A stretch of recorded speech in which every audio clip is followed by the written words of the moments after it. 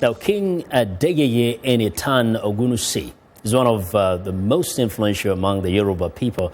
That's Nigeria's second biggest ethnic group of about 35 million in West Africa. In part two of my recent conversation with the king, I asked him about the influence of traditional rulers in a modern Nigeria. The kingship system, especially in Africa, is very spiritual. Kings are born, they are not made. Yeah, but the argument is that that money gives people status. And the status people are actually seeking are the status of, a king, a chief, in terms of the respect and honor they could get, which they may not gain in the traditional system, but through power and money, they gain it. And that has fueled, or rather has become the driving force behind corruption, not just in Nigeria, but across Africa. Because if I become powerful and wealthy, I get all the honor. I'm a king. I'm a chief in my own way. Our ancestors, they weren't preaching morals based on wealth. They were preaching morals based on the content of your character and who you are. What value are you adding to the society? What kind of person are you? But the society now is being driven by money. It shouldn't be.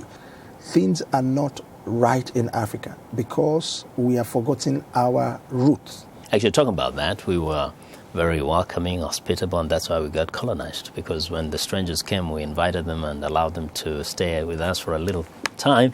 They decided to stay forever and take over. But that's not, we shouldn't see that as... It was positive on our side, but they took advantage of it. Yeah, but I'll tell you why. We're leaders. That's the truth.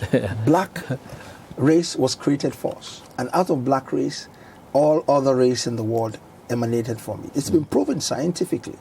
So leaders should take responsibilities. We were created first. And that's why we're very accommodating. Because we are like our brother's keeper. Be it any race, be it any color. We are all the same in front of our creator. Yeah. So we shouldn't say we accommodated them and they took advantage of us. No, now, I think we should work. Share with us some of the programs you have, some of the initiatives you have as Oni of Ife to help the Yoruba people advance and achieve some of the objectives. Number one thing is to preach peace and harmony across the entire Yoruba race and across the entire continent. We are all Africans. We should know that. We should come together as one first. In unity, there's a lot of strength.